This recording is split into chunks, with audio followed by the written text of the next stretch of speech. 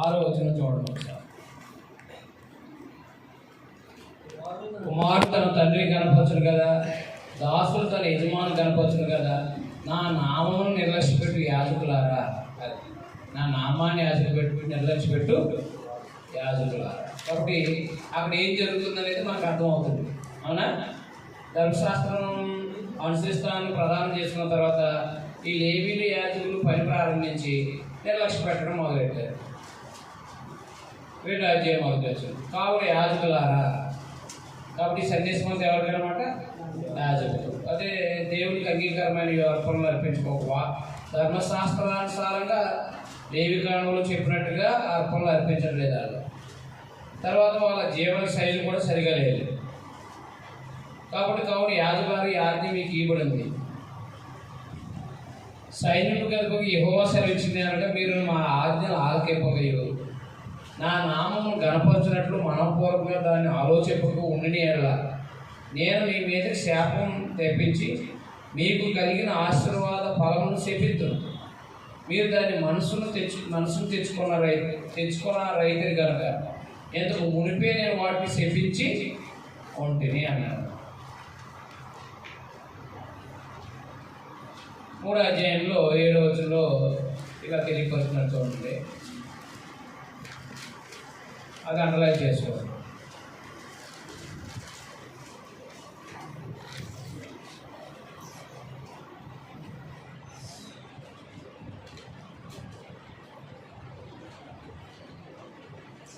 యాజకులు సైనికులకు యెహోవా దూతలు కనుక జనులు వారి నోట ధర్మశాస్త్ర విధులు నేర్చుకుంటారు, వారు జ్ఞానాన్ని బోధించుకోవాలి. తర్వాత 10వ వచనం, మనందరికి తండ్రి అయిన ఒక్కడే కాడ ఒక్క దేవుడే మన సృష్టించలేదా, ఇలా ఉండగా ఒకరి ఏళ్ళ ఒకరము ద్రోహం చేయొచ్చు. మన పితరులతో చేయబడిన నిబంధన మనం ఎందుకు తృణీకరిస్తున్నాము? యోధావారు ద్రోహులైతే ఇశ్రాయేలు మధ్య యెరూషలేములోనే హేక్రీలు జరుగుతున్నాయి.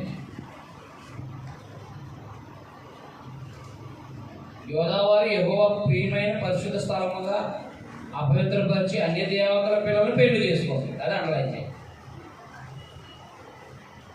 యోధావారు యెహోవాకు 11వ వచనాన్ని మీరు అండలైన్ చేసుకుంటే నెహెమ్యా గ్రంథానికి లింక్ అవుతుంది మీకు.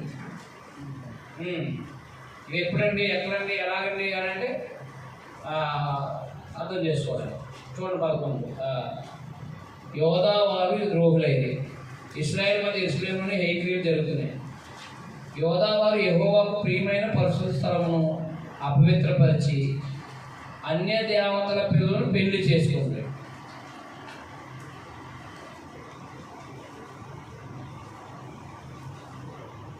అన్య దేవతల పిల్లల్ని పెళ్లి చేసుకుంటారు.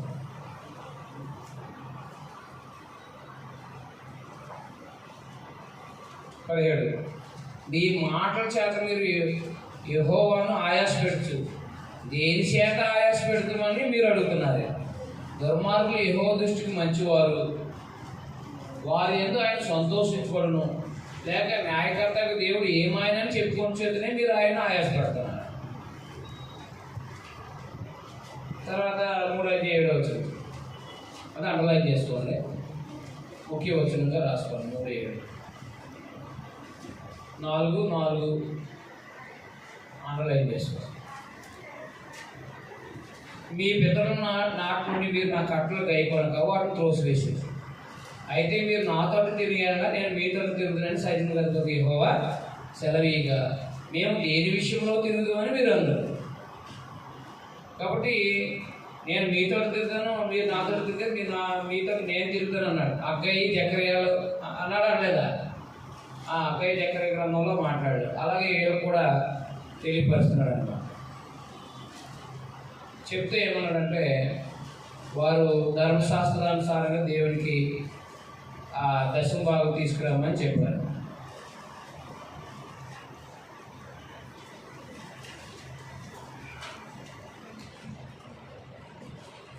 తర్వాత 4వ అధ్యాయంలో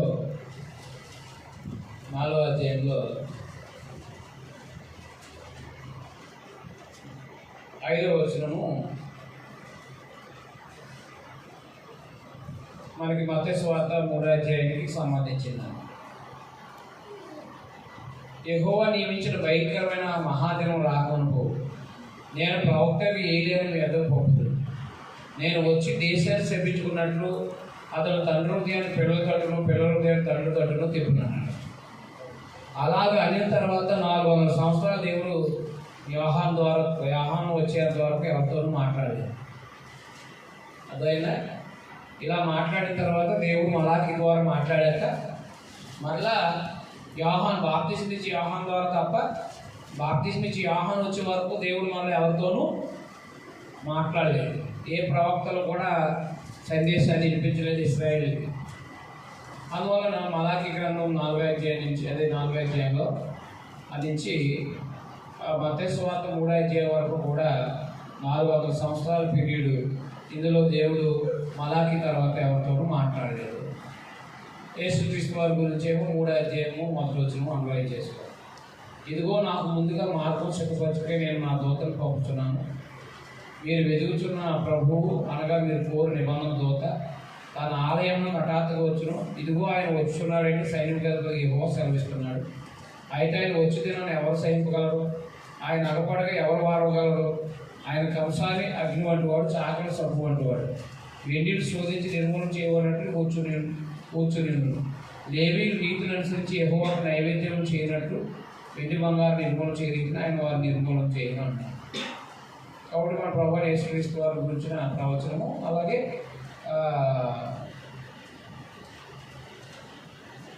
బాప్తిస్మం ఇచ్చే యోహాను గురించి కూడా రెండు.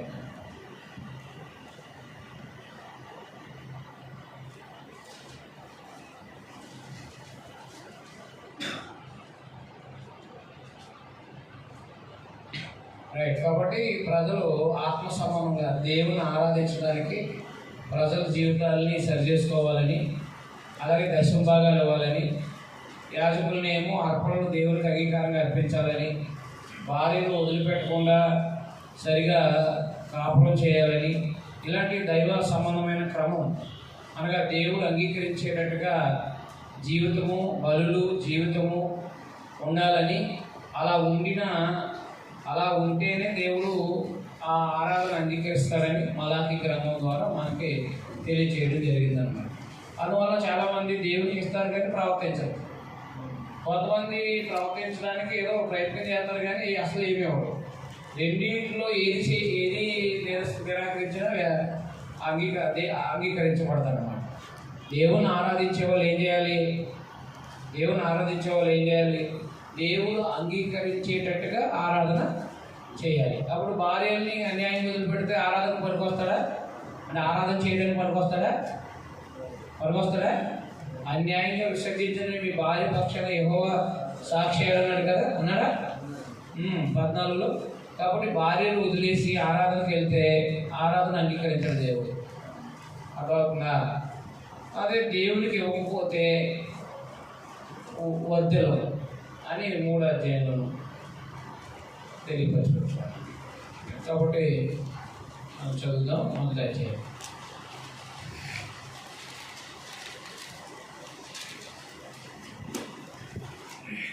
ఇశ్రాయేలు గురించి మలాకి ద్వారా పలకబడిన యెహోవా సెలవిచ్చింది ఏమనగా, నేను మీ ఎడల ప్రేమ చూపి ఉన్నాను, అయితే మీరు ఏ విషయమందు నీవు మా ఎడల ప్రేమ చూపుతూ అందరు.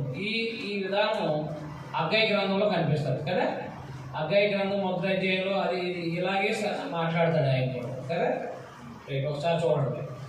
అందుకని మనము ఈ అరిజనులు వివాహాలు చేసుకున్న సంగతిని బట్టి ఈ విధానం అంటే నేను నాతో తిరుగుతాననేది అక్కడే చెప్పినట్టుగా మనం చూడవచ్చు. ఒకసారి హగ్గయి గ్రంథానికి రండి.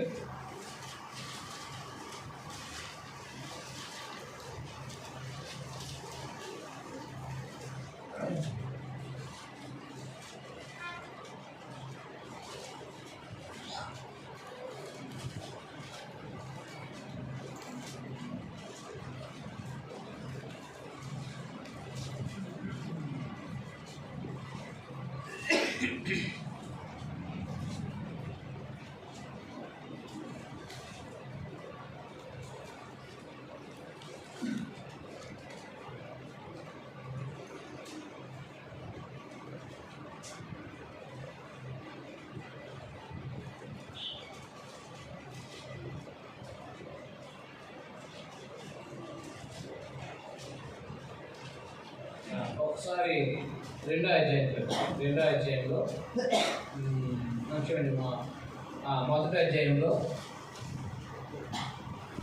ఆలోచన మీ ప్రవర్తన గురించి ఆలోచించండి. మీరు విస్తారంగా ఇస్తున్నా మీకు కొంచెమే పనును మీరు భోజనం చేసిన ఆకలి తీరుతుందని చెప్తూ ఉన్నాడు. అయితే ఇక్కడేమో ఇవ్వకపోవడం వల్ల అని చెప్పాడు. జకర్యా గ్రంథం వచ్చేది. జకర్యా గ్రంథంలో చెప్పాడు విషయం. జకర్యా గ్రంథం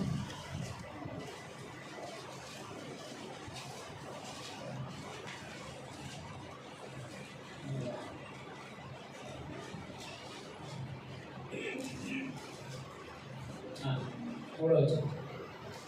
కాబట్టి వార్త ఎట్లా అంటారు, సైనికుల అధిపతి యెహోవా సెలవిచ్చినమనగా మీరు నా తట్టు తిరిగిన నేను మీ తట్టు తిరుగుతానని సైనికుల అధిపతి యెహోవా సెలవిస్తున్నాడు అన్నాడు.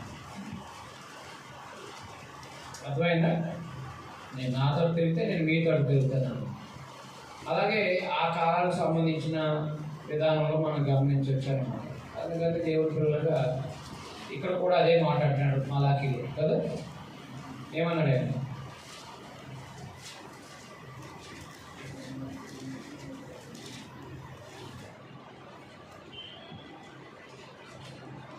యెహోవా సెలవిచ్చింది ఏమనగా నేను మీ ఎడల ప్రేమ చూపాను, అయితే మీరు ఏ విషయంలో నువ్వు మా ఎడల ప్రేమ చూపమందు. ఏసావు యాకోబు కన్నకాడ, అయితే యాకోబును ప్రేమించి ఇదే యెహోవా. ఏసావును ద్వేషించి అతని పర్వతాలు పాడు చేసి అతని స్వాస్థ్యం అరణ్యము నక్కల పాలు చేస్తుంది. మనం నాశనం అయితే పాడైన మన స్థలాన్ని మళ్ళా కట్టుకుని రండని ఏదో మీరు అనుకుంటారు. అయితే సైన్యుడికి అధిపతికి యెహోవా సెలవిచ్చింది ఏమనగా వారు కట్టుకొనను, నేను వాటికి కిందకు పడతలేదు.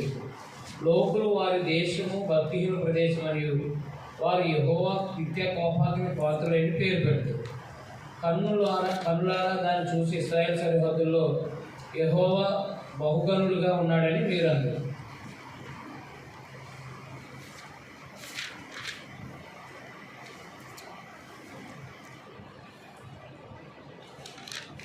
ఎక్కడన్నాడు ఇది? ఆయన నేను మీ తరపు తిరిగిన నాతో తిరుగుతానని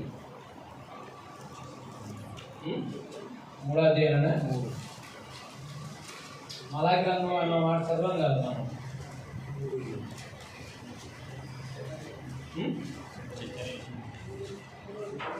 అక్కడ 3:7 అండర్లైన్ చేసుకో.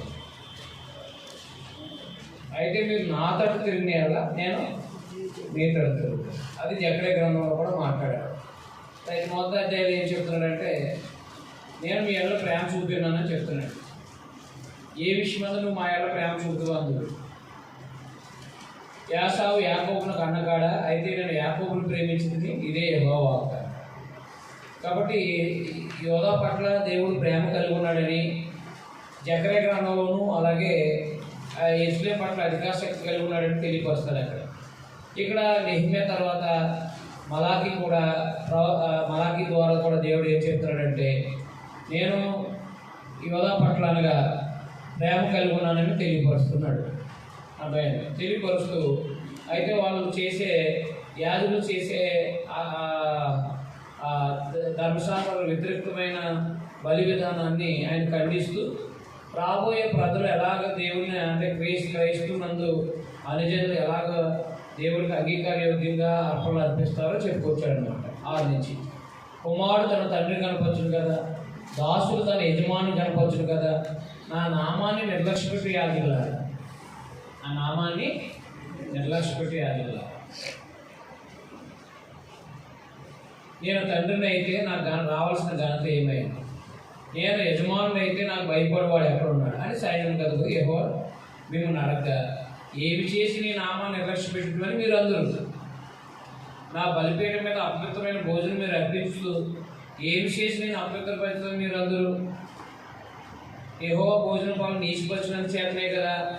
గుడ్డిదాన్ని తీసుకుని బలిగా అర్పించినాక అది దోషం కాదా? గుడ్డిదాన్నైనా రోగం కలదైనా అర్పించినా అది దోషం కాదా? అటు వాటిని అధికారికి నీకు ఇచ్చిన అతను నీకు దయచూపున నేను అంగీకరించను ఆయన సైన్యులకు అధిపతి యెహోవా అడుగుతున్నాడు. దేవుడు మనకి కటాక్షం చూపినట్లు ఆయనను శాంతిపరచుడి, నీ చేతనే కదా అది జరిగిను. ఆయన మిమ్మల్ని బట్టి ఎవరైనా అంగీకరించినా ఆయన సైన్యులకు అధిపతి యెహోవా అడుగుతున్నాడు. అర్థమైందా? కాబట్టి ఎవరైనా సరే భూమి మీద మనము మన యజమానులైన వాళ్ళకి శ్రేష్టమైన వాటి ఇస్తాం. అలాగే లేవి కాలంలో శ్రేష్టమైనది అర్పించాలని, గొర్రెల్లోనైనా గోగుల్లోదైనా శ్రేష్టమైనదాన్ని అర్పించాలని చెప్పడం జరుగుతుంది. అయితే దానికి భిన్నంగా, ధర్మశాస్త్రానికి భిన్నంగా వీళ్ళు ఏం చేశారనమాట, యాజకులు ఏం చేస్తున్నారనమాట, ప్రయోజనం అంటే నీచమైన అంటే కుంటివి గుడ్డివి అర్పించేసి దేవునికి బలి అర్పించమని చెప్తున్నారు. అప్పుడు యాజకులు ఏం చెప్పాడంటే, మీరు నాకు రావాల్సిన ఘనత అంటే లేకపోతే నన్ను గణపరచాల్సిన విధంగా నన్ను గణపరచట్లేదని దేవుడు తెలియపరచాడు. అంటే ఇక్కడేమో భౌతికమైన బలులు, మనమేమో ఆత్మ సంబంధమైన బలులు. మరి మనము కూడా మన ఇష్టానుసారంగా ప్రవర్తిస్తూ మనము బలులు అర్పించడం వల్ల మనము నష్టపోతాం కదా. అందువల్ల ఏం చేయాలి, మనము కూడా హృదయాన్ని సరి చేసుకుని పవిత్రంగా ఉంటూ దేవుడు అంగీకరించే అర్పణను అర్పించాలి. అప్పుడు దేవుడు అంగీకరిస్తాడు అన్నమాట. అంతేగాని మన ఇష్టానుసారంగా ప్రవర్తిస్తూ బలు అర్పిస్తే దేవుడు అర్పించమన్న రీతిగా అర్పిస్తేనే దేవుడు అంగీకరిస్తాడు. అందువల్ల కాబట్టి దోషమైనవి అర్పిస్తున్నారంట. అందువల్ల దేవుడు ఏమంటున్నాడంటే, నాకు రావాల్సిన ఘనత మీరు నాకు ఇవ్వట్లేదని తెలియపరచాడు. తర్వాత మీలో ఒకడు బలిపీఠం మీద నిరతకంగా అగ్ని రాజుపెట్టినట్లు నా మందిరపు వాక్యంలో మూయవాడు ఒకడు మీలో ఉండిన మేలు. ఎందుకంటే సరైన అర్పణలు అర్పించినప్పుడు దేవాలయం మూసి ఉండడం మంచిదా, తెలిసి ఉంచడం మంచిదా? కాబట్టి అగ్ని రాజపెట్టుకున్నట్లు నా మందిరపు వాక్యంలో మూయవాడు ఒకడును మీలో ఉండిన మేలు. అంటే మందిరం కట్టబడిన తర్వాతే మలాకి పని చేశారు. తర్వాత మందిరం కట్టబడిన తర్వాతే మలాకి పని చేశారు. అది గుర్తుపెట్టుకోండి. మీ చేతనే నైవేద్యం అంగీకరించదని సైనికులతో యెహోవా సెలవిస్తున్నాడు. 11వ వచనం అండర్లైన్ చేసుకోండి. ఇది క్రైస్తవ్యానికి సంబంధించి మాట్లాడుతున్నాడు. తూర్పు దిశ మొదలుకొని పడమటి దిశ వరకు అన్ని జనుల్లో నామం ఘనంగా ఎంచబడింది. అర్థమైందా? యేసుక్రీస్తులో దేవుడు నామం ఘనంగా ఎంచబడుతుంది. అంటే దేవుడు అంగీకరించే విధంగా బలు అర్పిస్తారనమాట. దేవుడు అంగీకరించే విధంగా ఆత్మ సంబంధాన్ని బలు అర్పిస్తారు. అలా అర్పించినప్పుడు దేవుడు గణపరచబడతాడనమాట.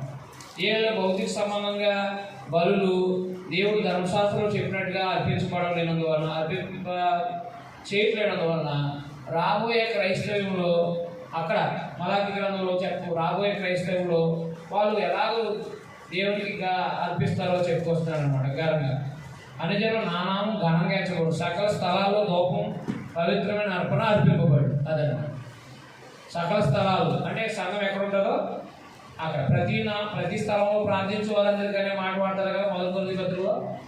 అది సంఘం ఎక్కడ ఉంటుందో అక్కడ అర్పిస్తారు. కాబట్టి సకల స్థలాల్లో దూపం పవిత్రమైన అర్పణ అర్పింపబడు. అన్ని జనుల్లో నా నామం ఘనంగా ఎంచుకోండి సైనికులకు యెహోవా సెలవిస్తాడు. యూదుల్లోనేమో ఆయన నామాన్ని ఏం చేశాడు, కనపరచట్లేదు, గుడ్డివి అర్పించడం ద్వారా. ఇప్పుడు రాబోయే క్రీస్తునందు ఏం చేస్తారంటే అన్ని జనులు దేవుడికి అంగీకారయోగ్యంగా అర్పణని అర్పిస్తారంట.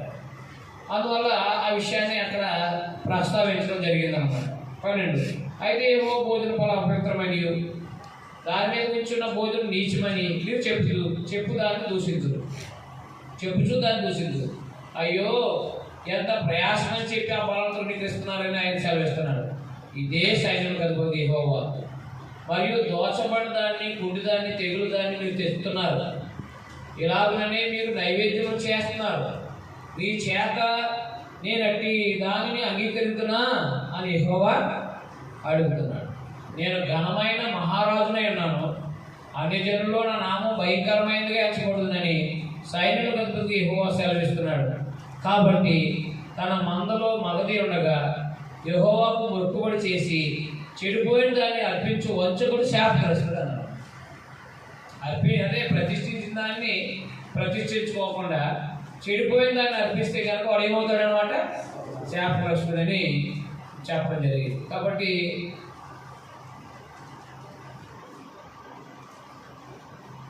మొదటి అధ్యాయంలో ఏం చెప్పాడనమాట, దేవుడు యోధాన్ని ప్రేమిస్తున్నాడు, యాకోబుని ప్రేమించాడు.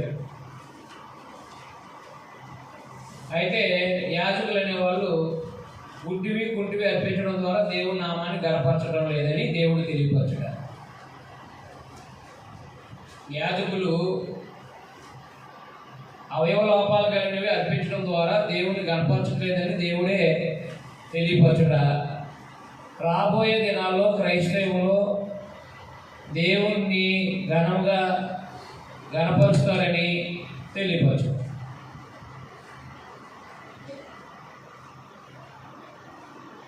యాజకులు అవయవ లోపాలుగా అర్పించి దేవుణ్ణి గణపరచలేదని దేవుడే తెలియపరచుడా. రాబోయే దినాల్లో అనగా క్రైస్తవ్యంలో అన్ని జనుల ద్వారా దేవుడు మహిమపరచబడతాడని తెలియపరచుట. అంటే అన్ని జనుల అర్పణ ద్వారా దేవుడు మహిమపరచబడతాడని తెలియపరచుట. అందువల్ల దేవుడు మనం మలాకి గ్రంథం ద్వారా నేర్చుకునేది ఏంటంటే దేవుడు అంగీకరించే అర్పణల్ని అర్పించాలి. అది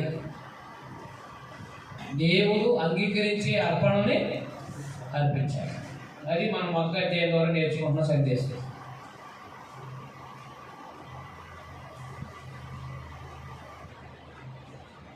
రెండో అధ్యాయం. కావున యాజకులారా ఈ ఆజ్ఞ మీకు ఇవ్వబడి ఉంది. సైన్యులు కనుక యెహోవా సెలవిచ్చింది ఏమనగా, మీరు ఆ ఆజ్ఞను ఆరోగ్యపోయి నా నామం గణపరిచినట్లు మనపూర్వకంగా దాన్ని ఆలోచింపకుని అలా నేను మీ మీదకి శాపం తెప్పించి మీకు కలిగిన ఆశీర్వాద ఫలాన్ని శపించను. మీరు దాన్ని మనసును తెచ్చుకొని రైతులు కనుక ఇంతకు మునిపే నేను వాటిని శపించుకుని మిమ్మల్ని బట్టి విత్తనాలు చెరిపివేతులు, మీ ముఖాల మీద పేడ వేతులు, పండుగలో మీరు అర్పించిన పశువులు పేడ వేతులు, పేడ ఊడ్చివేసిన స్థలానికి మీరు ఊడ్చివేయబడదు. అందువల్ల లేవీలకు నిబంధనగా ఉన్నట్లు ఈ ఆజ్ఞ మీకు ఇచ్చిన వాడు నేనే అని మీరు తెలుసుకుందరని సైన్యులు కనుక యెహోవా సెలవిస్తున్నాడు. అంటే దేవుడిని కనపరచకపోతే కనుక వాళ్ళ ముఖాల మీద ఏమేస్తాను అంటున్నాడు, పేడ వేస్తాను అంటున్నాడు. అంటే వాళ్ళ పంటలో కనబడవాడు. నేను చేసిన నిబంధన వారి జీవములకు సమాధానముకు కారణమైంది. భయభక్తులు పుట్టించుటకై నేను వాటిని వారికి ఇచ్చింది కనుక వారు నా యందు భయభక్తులు కలిగిన నా విషయంలో భయం గలవారయ్యారు. 5వ వచనం అండర్లైన్ చేసుకో. దేవుడు సందేశాన్ని ఎందుకు ఇచ్చాడంట? ఆయన ఎందుకు భయభక్తులు కలిగి ఉండడానికి ఇచ్చాడంటే సందేశాన్ని, ధర్మశాస్త్రాన్ని. అలాగే మనం కొత్త నిబంధన ప్రకారంగా మనం ప్రవర్తిస్తున్నామంటే మనం దేవుడి ఎందుకు భయభక్తులు కలిగిన వారు అని అర్థం. కొత్త నిబంధన ప్రకారంగా మనం బ్రతుకుతున్న వారు అయితే మనం ఎవరు? దేవుని ఎందుకు భయభక్తులు కలిగిన వారు.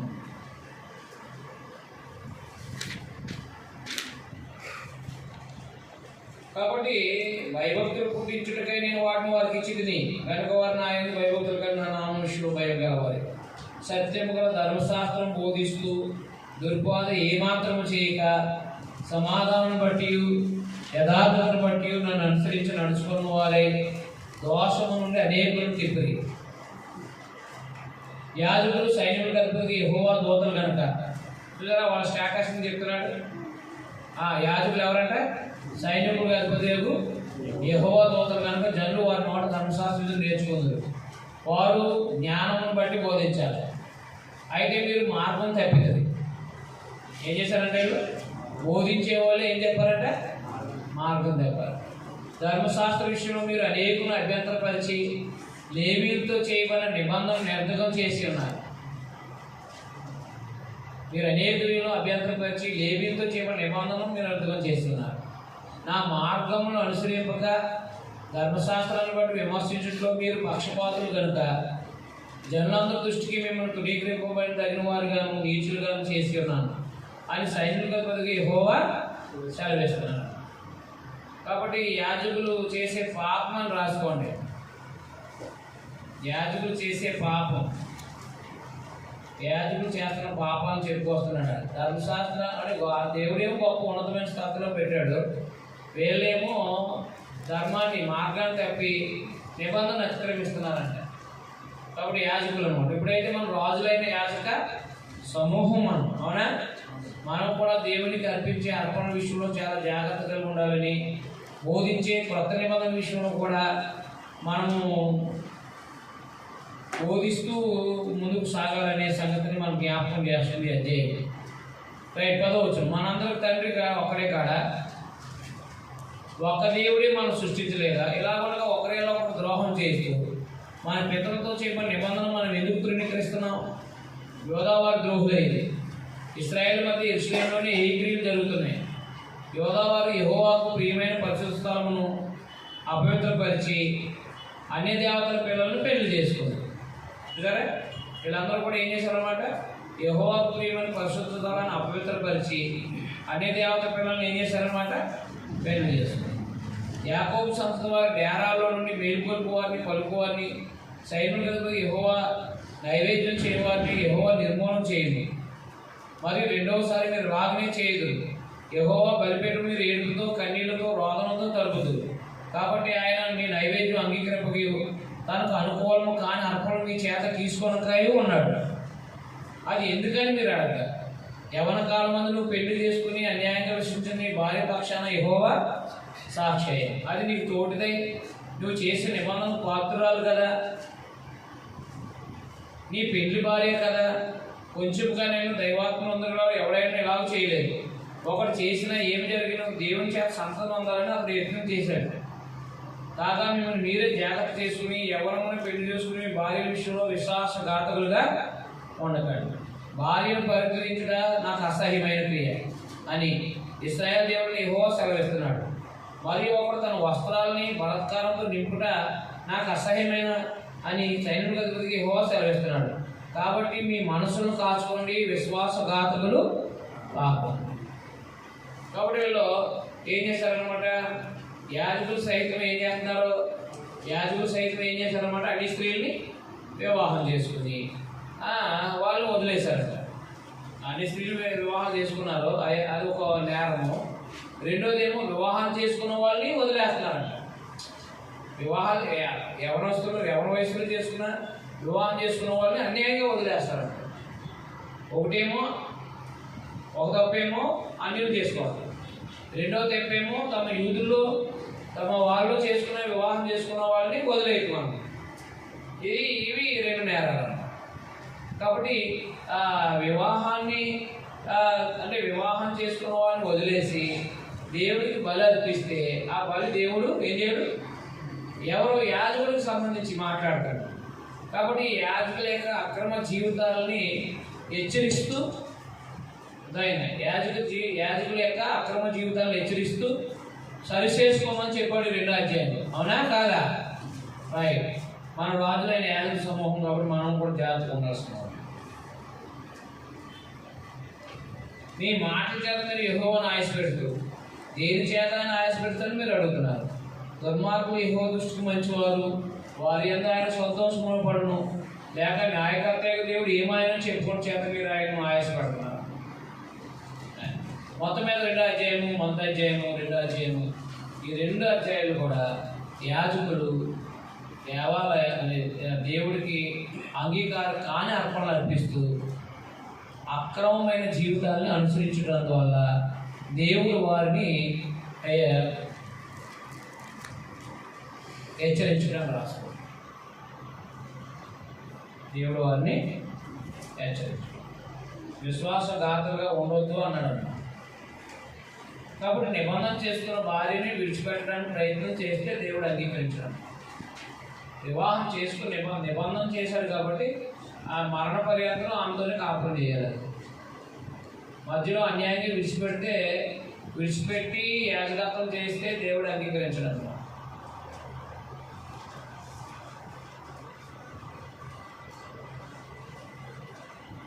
కాబట్టి యాజకుల యొక్క అక్రమ జీవితాన్ని ఖండిస్తూ దేవుడు వాళ్ళని సరి చేసుకోమని హెచ్చరించాడు.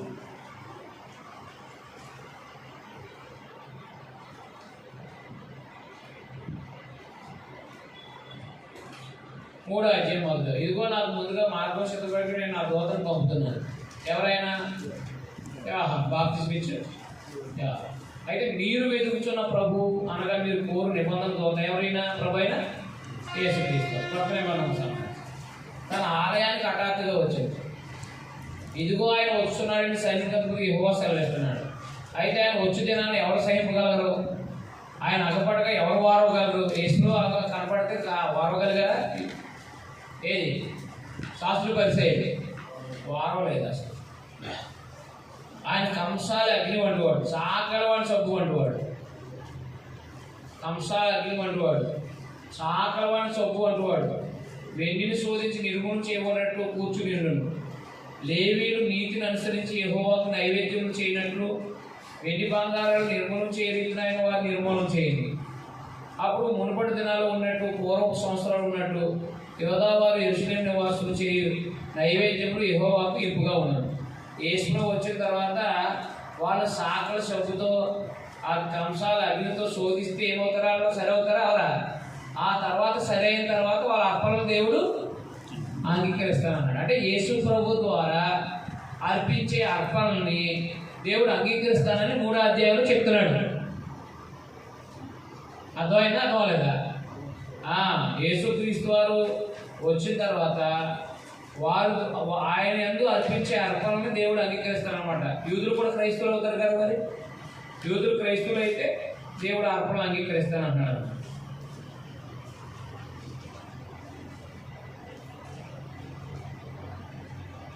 ఆయన వారు నిర్మూలన చేయించండి. నిర్మూలన కాదు. 3వ వచనం లాస్ట్ టైం చూడండి. నిర్మూలన చేయ రీతిని ఆయన వారిని నిర్మూలన చేయని. ఎవరైనా ప్రభు అయినా యేసుక్రీస్తు వారు యూదుల్ని నిర్మూలన చేస్తాడు. నిర్మూలన చేస్తే దోషారోపణ లేని వారు చేస్తాడు. అప్పుడు 4వ వచనం అండర్లైన్ చేయండి. అప్పుడు మునుపటి దినాల్లో ఉండినట్టును పూర్వపు సంవత్సరాలు ఉండినట్టును యోధావారును యెరూషలేము నివాసులను చేయ నైవేద్యములు యెహోవాకు ఇంపుగా ఉన్నది. అది అండర్లైన్ చేయండి. యేసుక్రీస్తు వారి ద్వారా వారు నిర్మూలన అయిన తర్వాత ఎవరు? యూదులు. వారి అర్పణని దేవుడు అంగీకరిస్తానంటున్నాడు. వారి అర్పణని దేవుడు అంగీకరిస్తాడు. నిర్మూలన అంటే దోషారోపణ లేని వాళ్ళు. దోషారోపణ లేని వాళ్ళు యేసు ద్వారా.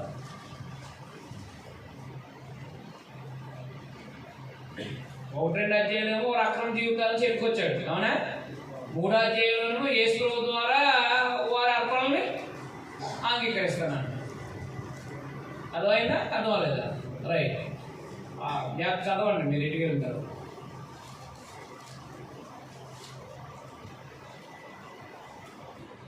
తీర్పు తీర్చుడికై నేను మీ అద్దకు రాగా సెలంగి వాటర్ మీదనో వ్యభిచారి మీదనో అప్రమాణికుల మీదనో భయపడక వారి కూలి విషయంలో కూలి వారిని వెదరాటను తండ్రి వారిని బాధపెట్టి పరదేశంలో అన్యాయం చేయవారి మీద గౌరవంగా సాక్ష్యం పలుకుతుందని సైన్యులకు యెహోవా సెలవిస్తున్నాడు. యెహోవానైన నేను మార్పు లేని వాడిని కనుక యాకోబు సంతమైన మీరు లైవ్ కాలేదు. అండర్లైన్ చేయండి. మరి తిరిగి వచ్చారు కదా. యెహోవానైన నేను మార్పు లేని వాడిని కనుక యాకోబు సంతతి వారైన మీరు లైవ్ కాలేదు. చెర నుంచి తిరిగి వచ్చారా? రాలేదా? లైవ్ కాలేదు. నాశనం అవ్వలేదా? దేవుడు మార్పు లేనివాడు. వాళ్ళ ద్వారా నిబంధన చేశాడు. వాళ్ళ ద్వారా యేసుని రప్పిస్తున్నాడు. కాబట్టి ఆయన మాట్లాడు. కాబట్టి మీ పితరుల నాటి నుండి మీరు నా కట్టలు గైకొనక వాడు తోసివేసాడు. ఎప్పుడు? స్టార్టింగ్ నుంచి. అయితే మీరు నా తట్టు తిరిగినారో నేను మీ తట్టు తిరుగుతున్నాను. సన్నిధిలోకి యెహోవా సెలవిస్తున్నాడు. అంటే మార్చుకోమని చెప్తున్నాడు. మేము దేని విషయంలో తిరుగుతామని మీరు అందరు. మానవుడు దేవుని ఎంత దొంగిలినా అయితే మీరు ఎంత దొంగిలిద్దరు. దేని విషయంలో మేము ఎంత దొంగిలిద్దామని మీరు అందరు. 10వ భాగమును ప్రతిష్టార్పణను ఈక దొంగిలిద్దరు. అర్థమైంది? ఇది ఒకటే మాట్లాడతారు మహానుభావులు. పైది మాట్లాడరు. ఏది? అక్రమమైన జీవితాల గురించి మాట్లాడరు. ఈ వచనమే మాట్లాడతారు. ఎందుకు ఇలా కావాల్సింది ఏంటి? దర్శనం వల్ల. అది ఇవ్వకపోతే దేవుడు నాశనం చేస్తారని చెప్తాడు అంతే. అంతేగాని మీరు దేవుడికి అంగీకారయోగ్యంగా మీ ప్రవర్తన దిద్దుకుని దేవుడికి అంగీకారయోగ్యంగా ఆత్మ సంబంధం బలి అర్పించాలని అది తీసుకురాడు. 10వ భాగం 10 సార్లుకే దొంగిలితుంది. ఈ జన్మంతరం ఎంత దొంగిలిచూనే ఉన్నారు. మీరు శాపగ్రస్తులు అయినారు. నా మందిరంలో ఆహారం ఉన్నట్టు 10వ భాగం అంతా మీరు నా మందిరం నిధులను తీసుకురండి. ఎందుకంటే మా కొత్తగా కట్టింది కదా మందిరం. వీళ్ళకేమో సంగతులు విన్నారే తప్ప ఆచరణలు రాలేదు. అందువల్ల దేవాలయం అంటే కొంతమంది యాజకులు కూడా పారిపోయారు కదా. ఏది? నెహెమ్యా వచ్చినప్పుడు మరలా వచ్చినప్పుడు పారిపోయారా? జీతాలు లేక. ఎందుకు అంటే దేవుడికి ఇవ్వాల్సిన దశభాగాలు సరిగ్గా ఇవ్వట్లేదు. అందుకని ఇక్కడ ఏం చెప్తున్నాడంటే మలాకి నా మందిరంలో ఆహారం ఉన్నట్టు దేవుడు ఏమన్నాడో చెప్తున్నాడు. 10వ భాగం అంతా మీరు నా మందిరం నిధిలోకి తీసుకుని రండి అన్నాడు. అదే దేవాలయం కట్టబడింది కదా. ఇప్పుడు దేవుడు ఏమన్నాడంటే మలాకి ద్వారా నా మందిరంలో ఆహారం ఉన్నట్లు 10వ వంతంతా మీరు నా మందిరం నిధులకు తీసుకురండి. దీన్ని చేసి మీరు నన్ను శోధించిన నేను ఆకాశ వాక్యములను విప్పి పట్టజాలను విస్తార దీవెను పొందించదని సైన్యాధిపతి యెహోవా సెలవిస్తున్నాను. మీ పంట తినివే పురుగులు నేను గద్దించదని, అవి మీ పంటను నాశనం చేయవు. మీ ద్రాక్ష చెట్లు అకాల ఫలాలు రాకపోయినని సైన్యాధిపతి యెహోవా సెలవిస్తున్నాడు. అప్పుడు ఆనందకరమైన దేశంలో మీరు నివసించరు. ఆనందకరమైన దేశం అనే మాట దానియేలు గ్రంథంలోను అలాగే ఇక్కడ కూడా ఉంది, అండర్లైన్ చేయండి. ఆనందకరమైన దేశంలో మీరు నివసించారంటే ఎక్కడ? యెరూషలేములో నివసిస్తారు.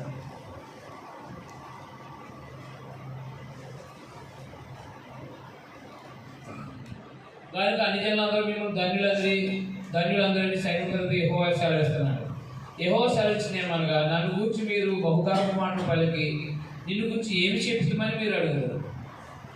దేవుని సేవ చేయడం నిష్ఫలమనియు, యాజకులు ఏమన్నారంటే అలా దేవుని సేవ చేయట నిష్ఫలమనియు, ఆయన ఆజ్ఞలు గైకొని సైనికులతో యెహోవా సెలవిస్తే మనం దుఃఖాక్రాంతులకు తిరుగుట వల్ల ప్రయోజనం ఏమనియు, గర్విష్ఠులు ధనులు ఎదురని, యెహోవాను శోధించు దుర్మార్గులు వర్ధిల్లుదురని, వారు సంరక్షణ పొందుతారని మీరు చెప్పుకుంటున్నారు. అంటే జాగ్రత్తలు పెట్టుకోండి, దేవునికి వ్యతిరేకంగా కూడా మాట్లాడకూడదు.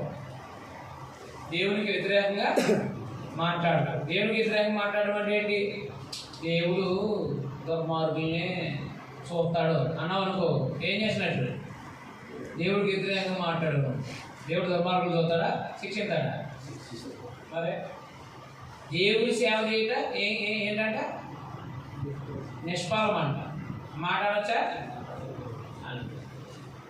మీరు సేవ చేస్తూ దేవుడి సేవ చేయడం నిష్ఫలం అని, ఆయన ఆజ్ఞలు గైకొని ఆయన తట్టు తిరగడం ప్రయోజనం లేదని, గర్విష్ఠులే దాని వాళ్ళు యెహోవాను శోధించు దుర్మార్గులు వర్ధిల్లుదురని, యెహోవాను శోధించు దుర్మార్గులు వర్ధిల్లుదురని, వారు సంరక్షణ పొందురని మీరు చెప్పుకుంటున్నారు.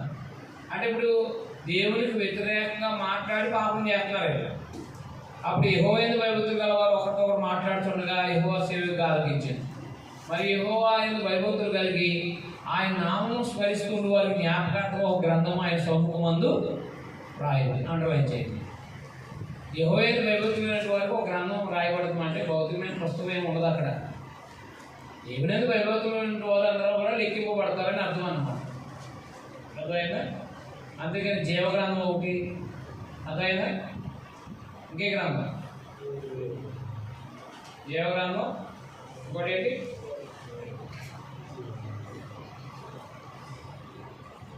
గొర్రెపిల్ల జీవగ్రంథం అందు అనగా జీవగ్రంథం ఒకటి.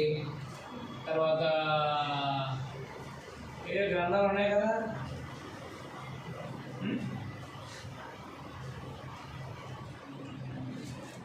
అవి ఏమి లేవు.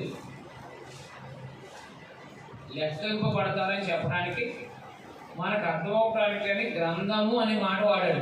గ్రంథం అంటే పుస్తకమే కదా, అంతేగాని రకరకాల గ్రంథాలు లేవు దేవుని దగ్గర. ఒక గ్రంథం ఆయన సముఖం రాయబడి, నేను నీకు దినం రాగా వారు నా వారే నా స్వకీయ సంపాద్యమే ఉంది. తండ్రి తను సేవించి కుమారుని కనికరించినట్టు నేను వారు కనికరించలేని సైనికులకు యెహోవా సెలవిస్తున్నాడు. అప్పుడు నీతి గలవాడు ఎవరో, దుర్మార్గులు ఎవరో, దేవుని సేవించేవారు ఎవరో, ఆయన సేవించేవారు ఎవరో మీరు తిరిగి కనుగొందరు అన్నాడు.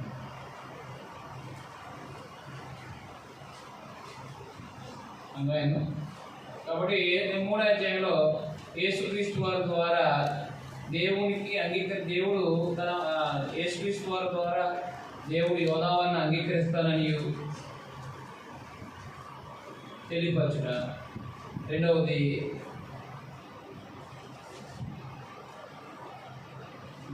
దశభాగము ధర్మశాస్త్రంలో ధర్మశాస్త్రం ప్రకారంగా దశభాగాన్ని తీసుకురమ్మని తెలియపరచుట.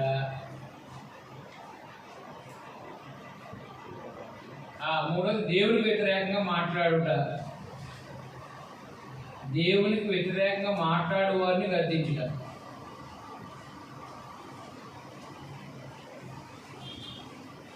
17వ వచనాన్ని అండర్లైన్ చేయండి. నేను నియమించబోవు దినం రాగా అన్నట్టు చూడండి. వారు నా వారే, నా స్వకీయ సంపాద్యమై ఉందరు అన్నట్టు చూడండి. ఆ దేవుడు నియమించిన దినం ఏది? దేవుడు నియమించిన దినం ఏది? అపోస్తలుల 2వ అధ్యాయం. అప్పుడు దేవుడికి స్వకీయ సంపాద్యం అవుతారు కొత్త నిబంధన ప్రకారం కదా. రైట్. 3వ అధ్యాయం చాలా జాగ్రత్తగా స్టడీ చేయండి. 1, 2 అధ్యాయాలు యాజకులు వాళ్ళ బలులు, వాళ్ళ అపవిత్రమైన బలులు, నైవేద్యాలు, వాళ్ళ అక్రమమైన జీవితాలు ఖండించారు. ఏది? 1, 2 అధ్యాయాలు జాగ్రత్తగా పెట్టుకోండి. 2, 3వ అధ్యాయము, 4వ అధ్యాయము యేసుక్రీస్తు వారి ద్వారా యూదులు అర్పించే అర్పణలు అంగీకరిస్తానని 3-4 అధ్యాయాలు చెప్పారు. చూడ 4వ అధ్యాయం. ఏలైనగా నియమించబడిన దినం వస్తుంది. కొలిమి కాలంటే అది కాలు. గర్విష్ఠులందరూ దుర్మార్గులందరూ కొయ్యి కాలు వలె ఉంది. వారిలో ఒకరిని వేరేని చిగురేని లేకుండా రాబో దినం అందరినీ కాల్చివేయని సైన్యం కలుగుతుంది యెహోవా సెలవిస్తున్నాడు. ఏ దినం అది? యెరూషలేము నాశన దినం. అంటే స్వార్థ 24వ అధ్యాయం. కొలిమి కాలం అంటే అది కాదు. గర్విష్ఠులందరూ దుర్మార్గులందరూ పొయ్యి కాలువలే కాలుదురు. వారిలో ఒకరికి వేరేనో చిగురైన లేకుండా రాబో దినం అందరినీ కాల్చివేయనని సైన్యం కాలువలు యెహోవా సెలవిస్తున్నాడు. అయితే జ్ఞాపకం పెట్టుకున్నాను. 2వ వచనాన్ని జ్ఞాపకం పెట్టుకున్నాను. అయితే నా నామమందు భయభక్తులు గల వారకు మీకు నీతి సూర్యుడు ఉదయించును ప్రభువైన యేసుక్రీస్తు. అదైనా దుర్మార్గులేమో నాశనం చేయబడతారో, యెరూషలేము నాశనము. అయితే నా నామందు భయభక్తులు గల వారికి మీకు నీతి సూర్యుడు ఉదయించింది అంటే ప్రభువైన యేసుక్రీస్తు వారు. అదైనా నీతి సూర్యుడు. ఆయన భౌతికమైన సూర్యుడు కాదు. భౌతిక సూర్యుడు లోకాన్ని వెలిగించేవాడు. అదైనా ఈ నీతి సూర్యుడు లోకంలో ఉన్న ఆత్మను వెలిగించేవాడు.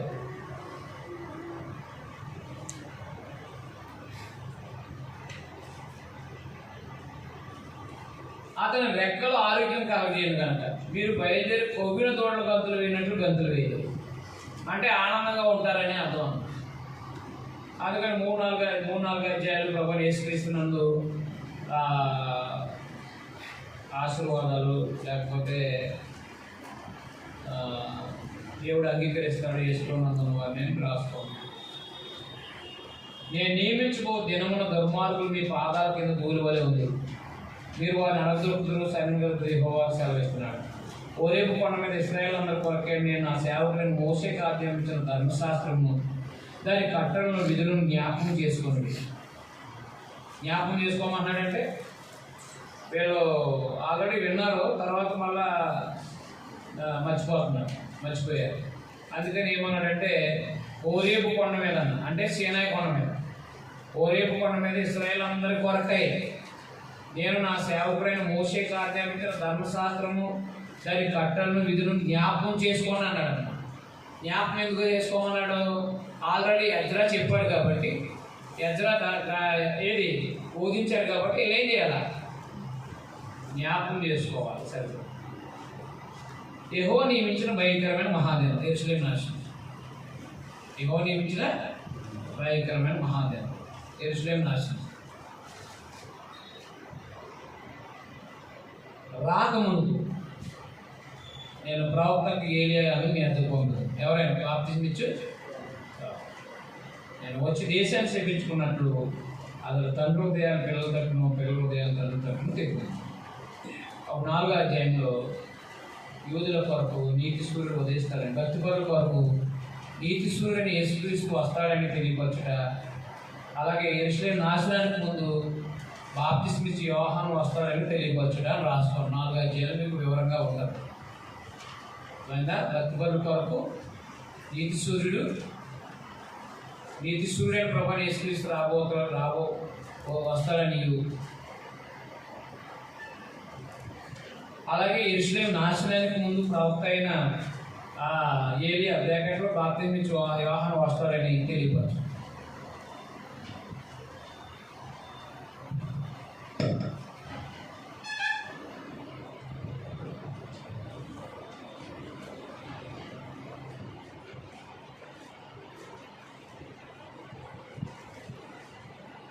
రైట్. కాబట్టి మలాకి గ్రంథం 4 అధ్యాయాలు కదా. మొదటి 2 అధ్యాయాలు ఒక విషయం, 2 అధ్యాయాలు 3-4 అధ్యాయాలు ఒక విషయం. మొదటి 2 అధ్యాయాలు ఏమో యాజకుల యొక్క అక్రమ జీవితాలు, దోషపూరితమైన అర్పణ. 3-4 అధ్యాయాలు యూదులు యేసుక్రీస్తు వారి ద్వారా అంగీకరించబడతారు. తర్వాత నీతి సూర్యుడైన ప్రభు ద్వారా వారు ఆనందించబడతారని చెప్పారు. కాబట్టి దేవుడికి అంగీకారమైన అర్పణలు అర్పించాలి తప్ప ఏదో తోసినట్టు దేవుడికి అర్పణలు అర్పించకూడదని మనకి మలాకి గ్రంథం ద్వారా మనకి పాత నిబంధన ద్వారా బుద్ధి కలిగించాలని దేవుడు రాయించాడు. కాబట్టి ఇవన్నీ కూడా మనం జాగ్రత్తగా స్టడీ చేస్తూ మన జీవితాల్లో దేవుడికి ఏది అయితే వద్దన్నాడో, ఏదైతే ఆయనకు అంగీకారం కాదు, అలాగనే మనము దేవుడికి అంగీకారం కానిదాన్ని విడిచిపెడుతూ దేవుడికి అంగీకారమైన దాన్ని అంగీకరిస్తూ మన జీవితాలు గడిపితే మన దేవుడు సంతోషపడేటట్టుగా ఆరాధన చేయాలి. అందువల్ల జీవితాలు బాగుండాలి, ఆరాధన క్రమం కూడా దేవుడు అంగీకరించేటట్టుగా ఉండాలి. అపోస్తుల బోధ ప్రకారంగా ఆరాధన ఉండాలి, అపోస్తుల బోధ ప్రకారంగా జీవితాలు ఉండాలి. అప్పుడే మనం దేవుడిని యథార్థంగా ఆరాధిస్తాం. మనం ఇష్టం వచ్చినట్టు ప్రవర్తిస్తూ ఇష్టం వచ్చినట్టు మాట్లాడుతూ దేవుణ్ణి మనం ఆరాధిస్తే ఆరాధన అంగీకరించడు అని మనకు మలాకి గ్రంథం తెలియజేస్తుంది. దేవుడికి ఇవ్వాలి, కొత్త నిబంధన ప్రకారంగా దేవుడికి ఇవ్వడం ద్వారా మనం అభివృద్ధి పొందుతామనే సంగతి కూడా తెలియపరుస్తున్నాడు. ఈ విషయాలన్నీ కూడా మనం స్థానిక సంఘాలకి తెలియజేయాల్సిన బాధ్యత ఉంది.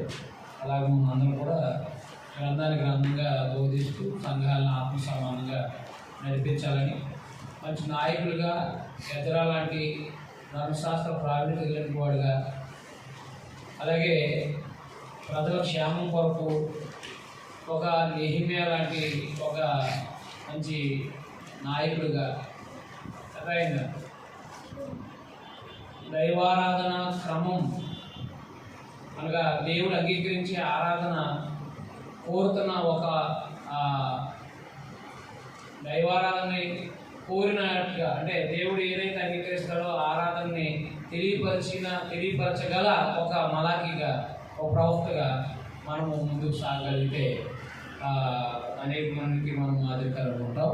కాబట్టి దేవుని పిల్లలుగా తిరిగి వచ్చిన ఇశ్రాయేల్ జనాంగానికి ఎజ్రా గ్రంథంలో తిరిగి వచ్చిన ఇశ్రాయేల్ అయ్యే యోధా జనాంగం దేవాలయం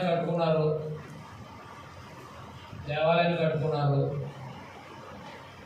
యోధా జనాంగాన్ని కాపాడుకున్నారు. ఎస్తేరు ద్వారా యెరూషలేము గోడలు కట్టబడ్డాయి, ధర్మశాస్త్రం బోధించబడింది, అన్ని స్త్రీలు వివాహం చేసుకున్న వాళ్ళు వెలివేశారు, ధర్మశాస్త్రం ప్రకారంగా నడుస్తామని వారు నిబంధన చేసుకున్నారు.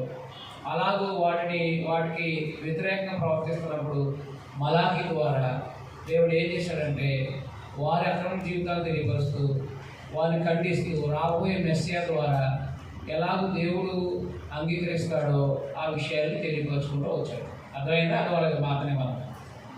కాబట్టి కాలక్రమంలో అంశక్రమంలో రాయబడిన పుస్తకాలని మనం కాలక్రమంలో చదువుకుంటూ వస్తున్నాం. ఇది ఈజీగా బైబిల్ అంటే ఏంటో మనకి అర్థం. దేవుని చిత్తమైతే వచ్చే నెలలో కీర్తన గ్రంథం చదువుకురండి. దాంతో మొదటి దినవృత్తాంతాలు, రెండవ దినవృత్తాంతాలు కూడా స్టడీ చేయండి. దేవుని చిత్తమైతే కీర్తన గ్రంథాన్ని అంతటి కూడా సవివరంగా చాలా మటుకు అవగాహనంతా స్టడీ చేద్దాం. మిగతాదంతా మీరే బాధపడాలి. దారి చూపిస్తే కొనసాగగలగా సాగలేము. అందరికి వందనాలు.